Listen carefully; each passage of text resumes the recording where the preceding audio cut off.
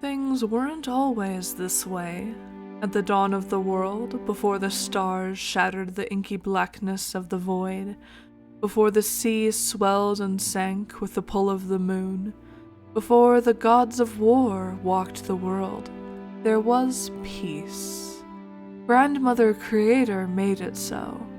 It was she who pulled the world into shape and breathed life into its creatures. But though she loved her creations, they did not fill the loneliness within her. So she made us, the gods of war. We were not called so back then. We weren't called anything. We didn't even have names. We were mother and father, uncle and brother and grandfather, and sister. All of us and Grandmother Creator. And then it was only us. The act of creation had taken its toll on Grandmother Creator, and so she left to sleep within the folds of eternity. She took with her her influence, her words and her ways, and left a void in her absence, a void the others and I swiftly sought to fill. There were arguments, disagreements, petty quarrels over suitability and power and maturity, which only grew until the gods, it seemed, did nothing but struggle against one another, until my brother provided a solution. The one to inherit the mantle of Grandmother Creator and become the head of the celestial family would be the one to create something worthy of her approval. A creature that moved and breathed and lived on this world she so loved. It seemed like a good idea at the time. The other gods and I set to our creations. But though Grandmother Creator had breathed life into us, bending life to our will proved to be far more difficult than we could have imagined. Uncle Tempest succeeded first.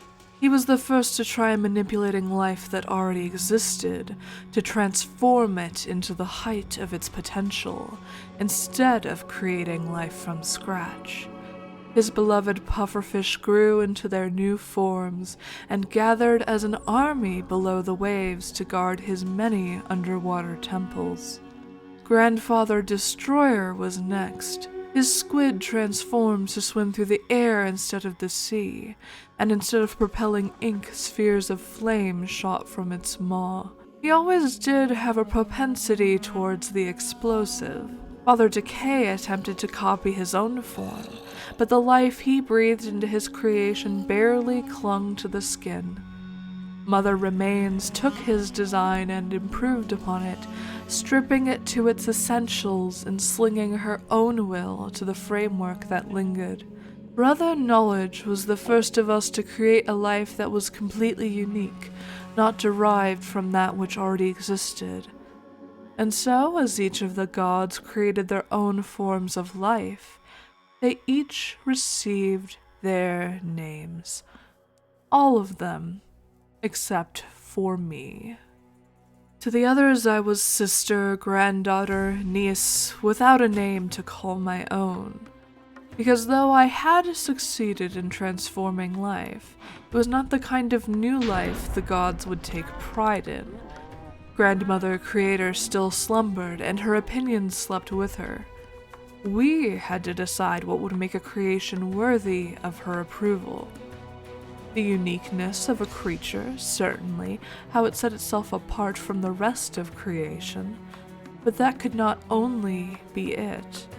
After all, it was clear to us that Grandmother Creator's favorite creations were not the creatures that walked below, but the ones she called her family, us. And so we took it upon ourselves to create creatures that carried the might of the gods, that displayed not only our creative prowess, but the sheer power of our touch. We became the gods of war, and so we warred not with one another, not directly, but with the beasts which we created. And still my name eluded me. Even as I wandered each of the 3 realms, even as I combed the deserts and dredged the seas, my creations were left faltering and uninspired, weak, even as the others draped the mantles of their names and identities across their individual thrones. Mine was left in bare stone. Centuries passed. Grandmother Creator still slumbered. The other gods pitted their creations against one another, vying for her seat at the head of the celestial family. Mother Remains grew her power until her creations withered their surroundings, and her standing grew. Then, Brother Knowledge revealed the project he'd been hiding from us for so long, a being so unique and so powerful, none could stand against it. But I would not give up. Even as time passed and it became clear none of the others' creations stood a chance against Brother Knowledge's chosen being. Even as his coronation drew near, I watched, I waited, and I followed Brother Knowledge one evening as he set off upon one of his many expeditions to explore the land and fill his libraries with its secrets. He was hiding something. I could smell it on him, and I would find out what it was. Another creation better than the last, surely, or a method of creation that might give me a nudge in the right direction, that I might finally create something worth fighting and earn my name. To my surprise, it was none of these things. Instead, Brother Knowledge entered a settlement. Inside, bipedal creatures wandered the village. Creatures created by Brother Knowledge. Surely these creatures had some kind of use in combat. I would only have to find it. First, I pitted the villagers in secret against the best of my family's creations. Perhaps they had some hidden power that might only reveal itself in combat. Surely they... well, dexterity then. Perhaps their power lay in avoiding danger altogether. Surely they have some kind of instinct of preservation.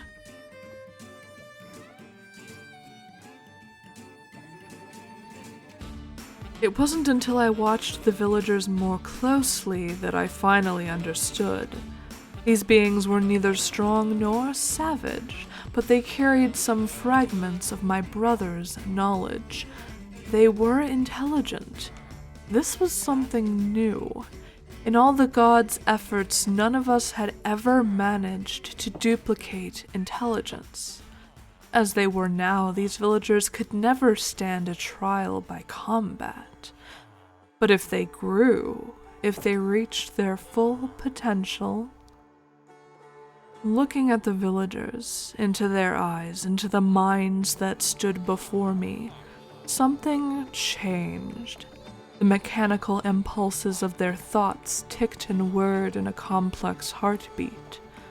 A heartbeat I could understand. Maybe my sphere of influence, the source of my power and my name, was not so far flung after all. Perhaps it had simply yet to be invented. I did not ask permission. I saw no need to. I took a handful of villagers and began my work to unlock the true potential lying within. As I exerted my power over them, I knew I had found my calling. I was not weak. All I had needed was a mind to influence. And oh, did they bend to my will.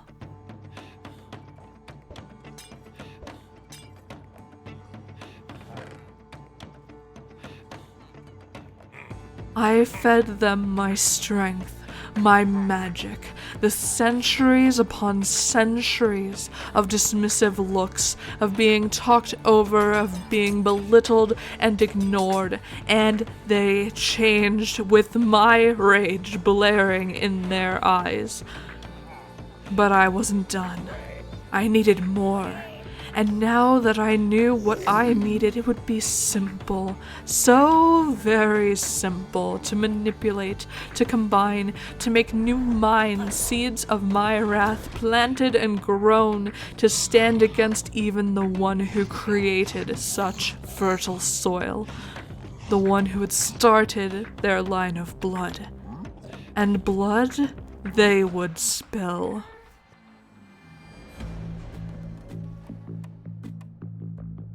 When I arrived for the trial by combat, the others were surprised. I hadn't attended one in centuries.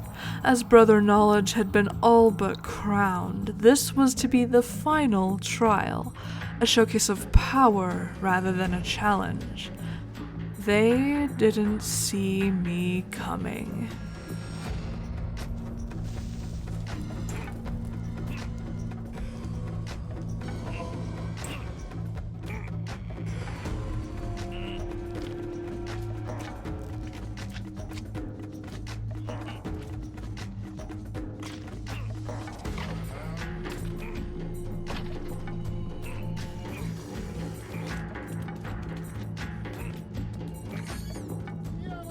The others watched with shock.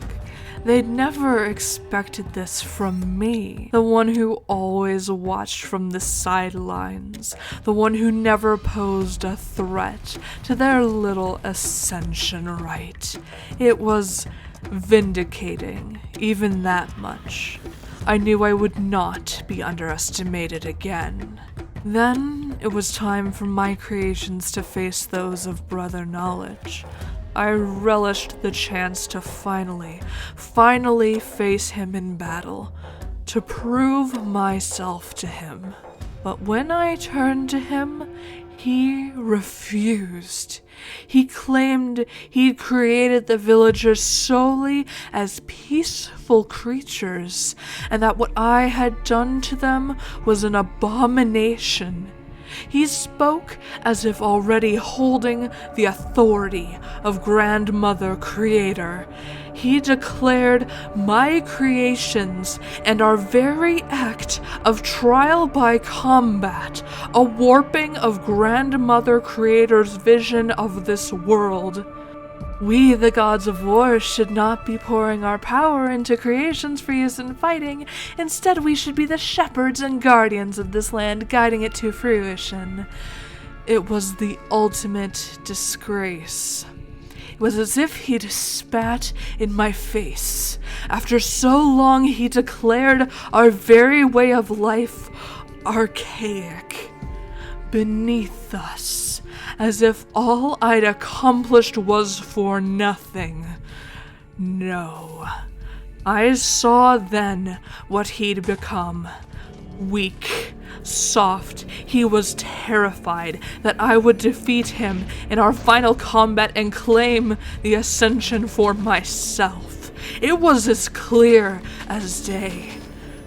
But the other gods did not see it that way. His words wound their way into their ears, and one by one they agreed our eternal war would come to an end.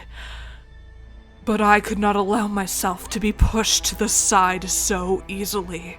Not now. Not when I was finally stepping from the shadows and into the light.